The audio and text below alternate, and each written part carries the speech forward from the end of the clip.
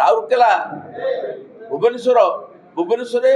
17 कोटी टंका एकर पिछा धार्य होती सत्यनगर भाया व्यस्तबहुल जगार इम्पोर्टेंट जगार कि पारलाखेमुंडी बेले स्ट्रीट जो वार्ड नंबर 8 सिटी 60 कोटी 90 लाख टंका धार्य होती ये बुझतु जे भुवनेश्वर कटकर निमिचौड़ी हाईकोर्ट एरिया रे 10 लाख टंका होता बेले 10 कोटी होता बेले पारलाखेमुंडी 61 कोटी तेणु पारलाखेमुंडी हूँ जेहेतु ओडिशा सबुठ उन्नत सहर आप देखिए आसतु सारा ओडिशा बुली आसतु पारलाखेमुंडी हूँ सबुठ अविकसित सहर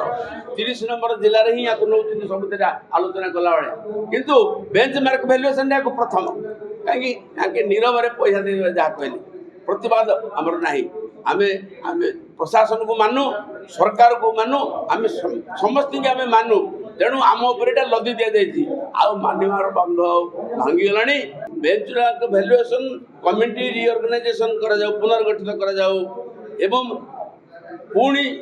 धार्य कराओ बेंचमार्क वैल्यूएशन नुआगिरी धार्य कराओ